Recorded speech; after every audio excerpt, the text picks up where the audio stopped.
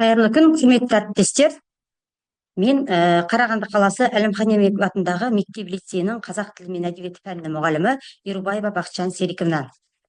Құрметті әріптестер, бүгін мен авторлық бағдарламамен сіздермен бөліскім келіп отыр. Менің авторлық бағдарламамның тақырыбы Әлімхан тану бойынша әдістемелік ұсыным.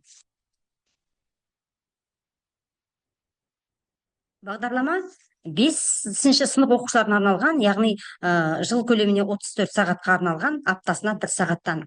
Неге мен бұл тақырыпты таңдадым? Бұл тақырыпты таңдаған себебім жеріміздің шекарасын шегендеуде терең білім, биік ақыл, парасат иесі болған Әлімхан Әбеуұлы Ермековтің еңбегі мен ерлігі орасан зор екендігі барлығымызға мәлім. Сол себепті әр білім алушы бұл еңбегін толыққанды білу керек деп есептеймін. Неге? Себебі біздің мектебіміз қазіргі таңда Әлімхан Ермеков атындағы мектеп-лицейі болып аталады. Оның маңызы туған жерін, туған елін жан тәнімен сүйе білген қайраткерлердің елдік мұрасын негізделген ұрпаққа үлгі өнеге боларлар қаншама құнды еңбектерін, өнегелі өмірін насихаттау, оны дәріптеу біздің асыл борышымыз екені маңызды. Яғни сонымен қатар бұл тақырыптың өзектілігі бүгінгі таңда алаш қайраткерлерінің асыл мұрасын оқып, тоқып, терең зерттеп, ұлтына жан ашитын, туған елі мен жерін сүйетін нағыз патриот болып өсіп жетілу үшін аталмыш Әлімхан тану әдістемелік құралым, бұл оқу бағдарламасы, яғни жазылуы бүгінгі күндегі уақыт талабы және өзекті деп ойлаймын. Бұл бағдарлама 6 тараудан тұрады. Экранға назар аударып отырсаңыздар, бірінші тарау тегін білген тектілік, екінші тарауда білім жолында, үшінші тарауда Әлімхан Ермеков және алаш зиялылары бір мақсат, бір мүдде, алтыншы тарауда ұстаз ұлы тұлға, бесінші тарау қазақ мемлекетінің құрылу тарихы, алтыншы тарауда жақсының хаты өлмейді, жақсының аты ғалымның хаты өлмейді тарауларына бөлінген. Сонымен қатар жаңа өзім айтып кеткендей, бұл 34 сағатқа арналған және күнтізбелік қысқа мерзімді сабақ жоспарымен күнтізбелікмен қоса беріліп отыр. Әдістемелік ұсынымның мақсатына келетін болсақ, оқушыларға Әлімхан Ермековтің өмірі мен еңбектер туралы жан-жақты мағлұмат бере отырып, алаш қозғалысы мен оның маңыздылығын түсіндіру, ұлттық құндылықтарды дәріптеу және тарихи сананы қалыптастыру, оқушылардың зерттеушілік және аналитикалық қабілеттерін дамыту, ұлт тарихына, ғылымына үлескен қосқан тұлғалардың еңбегін насихаттау. Міндеттеріне келетін болсақ, біз бірнеше міндеттер алу керек. Сол себепті менде бірнеше міндеттер алдым. Осы міндеттерге тоқталып кететін болсам, Әлімхан Ермековтің қазақ ғылымы мен мәдениетіне қосқан үлесі, оның өмір жолын, қызметін, ғылыми еңбектерін терең түсініп зерттеу, Әлімхан Ермековтің ұлттық ғылым мен білім жүйесіне қосқан үлесін бағалау, Әлімхан Ермековтің әлеуметтік және саяси қызметін талдау, оның қоғамдық саяси қызметін, қазақ ұлттық мемлекетінің қалыптасуына қатысты көзқарастарын және ұлт зиялылары қауымдастығымен жетекші ретінде атқарған рөлін ұғындыру. Әлімхан Ермековтің қазақ мәдениеті мен әдебиетіне әсері, Әлімхан Ермековтің мәдениет, өнер және мәдениет саласына қатысты пікірлерін, ұрпақтарға қалдырған мұрасын жан-жақты талқылау болып табылады. Енді өзектілігіне тоқталып өтетін болсам, Әлімхан Ермековтің ғылыми зерттеулерін оқыта отырып, білім алушыларға қазақтың тарихи және мәдени мұрасын зерттеген еңбектерін, оның қазақ халқының мәдениетін зерттеуге қосқан зор үлесін мектеп оқушылары арасында кеңінен насихаттау. Ғылыми еңбектер мен зерттеулердің қазіргі кезеңдегі мәнін түсіну мен бағалау аса маңызды. Оның халық тарихы мен мәдениетін зерттеудегі үлесі бүгінгі күнге дейін өз маңыздылығын жоғалтқан жоқ. Сондықтан әдістемелік ұсыным мектеп оқушыларының Әлімхан Ермековтің мұрасымен таныстыра отырып, қазақ халқының ғылыми дәстүрін дәріптейді.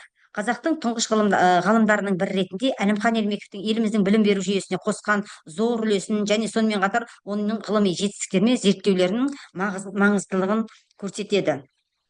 Енді ерекшеліктеріне келетін болсам, әдістемелік ұсыным мазмұны Әлімхан Ермековтің ұлтжандылық, отаншылдық және мәдени мұраны сақтау мәселелеріне қатысты ойларын талқылап, жастардың бойында ұлттық мақтаныш сезімін нығайту, ғалымның еңбектерін жаңа көзқарас тұрғысынан талдап, қазіргі кезеңде оның маңыздылығын көрсету болмақ. жаңашылығында қарап отырсаңыздар, көз алдыларыңызда тұр, яғни экранда Әлімхан Ермектің ғылыми еңбектері мен қоғамға қосқан үлесі қазіргі заман талаптарына сай қайта қарау, бағдарлама арқылы ғалымның тарихи мұрасын қазіргі білім беру ғылымының контекстінде жаңаша талданып, оның өзектілігі мен мәні тереңірек ашылады. Мысалы, электрондық оқулық, қазіргі электронды ресурстар, қазіргі таңда қажет етілетін ғылыми мақалалар және виртуалды зерттеулер арқылы бағдарлама материалдарын заманауи білім беру құралдарымен интеграциялау. Күтілетін нәтижеге келетін болсам, яғни бұл жерде бұл оқу бағдарламасы жас ұрпақтың ұлттық тарихқа деген қызығушылығын арттырады. Әлімхан Ермектің ғылыми еңбектерін қазақ халқының тарихы мен мәдениетінің құнды мұрасын ұғынады. Бағдарлама арқылы осы мұраны сақтау мен дамыту әрі ұрпақтан ұрпаққа жеткізу қажеттілігі туындайды. Енді мына жерде көз алдыларыңызда экран алдында тұр 2020 жылы 2019 жылы біздің мектеп ашылды, 103-ші мектеп болып ашылды. Онан кейін мектепке белгілі бір ғалымның атын алу керек болды да, осы Әлімхан Ермеков бізге ұсынылды. Сол себепті шығармашылық топ құрылды. Шығармашылық топ құрылғаннан кейін жұмыстар жүргізілді, бірнеше зерттеулер жүргізді, архивтерге бардық шығармашылық топ арқылы, яғни зерттегеннен кейін барып, біз Әлімхан Ермеков атындағы аймақтық ғылыми практикалық конференция өттік. Мына жерде көңіл бөліп отырсаңыздар, бірінші Әлімхан Ермеков конференциясы ең бірінші 2021 жылы болды, онан кейін 2021 жылы болды. Онан кейін бұл конференциямен ғана тоқтап қалған жоқ. Біз конференциядан кейін сол екінші бөлімде Әлімхан Ермековке арналған мұражай ашылу салтанаты болды. Қарап отырсаңыздар, бұл жерде зиялы қауым келді, бірнеше, және сонымен қатар ұрпақтары да осы конференцияға қатысты. Онан кейін осы 2020 жылы жаз мезгілінде Әлімхан Ермектің туған жеріне мектеп басшылығы, ұстаздар және 7-ші сынып оқушылары бұл жерде экспедиция жасадық. Бұл кісінің туған жері Ақтоy ауданы, Қызыларай ауылы, Бөріктас қыстауы. Сол жерге өмірге келген жеріне барып, және қорымына барып зиярат етіп келдік. Енді мына жерге көңіл бөлсеңіздер, бұл толық апробациядан өтті деп айта аламын. Бұл жұмыс неге? Себебі 2021 жылы басшының ұсынысы ретінде маған ұсыныс тастады. Осы Әлімхан Ермеков атындағы мектеп лицей болдық. Енді бұл кісіге курс ашуымыз керек, бағдарлама жазыңыз деді.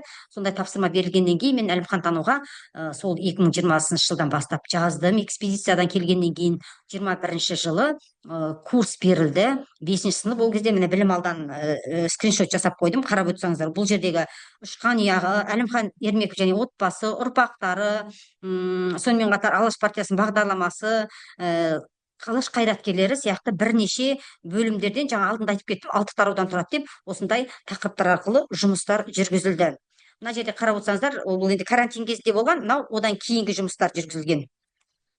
Онан кейін осы конференция кезінде Әлімхан Ермековтің еленген еңбегі жайында мақалалар шықты. Онан кейін сол жылдары 2021 жылы конференцияда, аймақтық конференция болғаннан кейін әр өңірден мақалалар келді, әр өңірден жұмыстар, баяндамалар келді. Сол жердегі міне мен жетістігімнің бірі, қарап отырсаңыздар.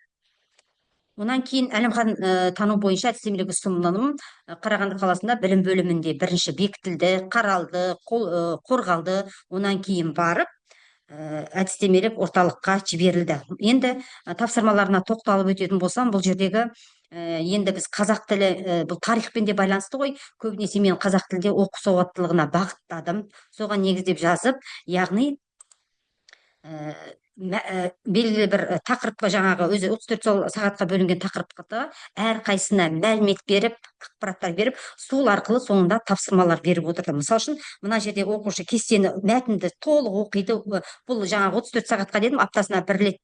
Ол оқушының алдында кітапша шығарып қойған, әр оқушы алады да кітапшаны алады да оқиды, мәтінді оқиды да, дәптері болады. Сол дәптерге осы тапсырмаларды орындайды.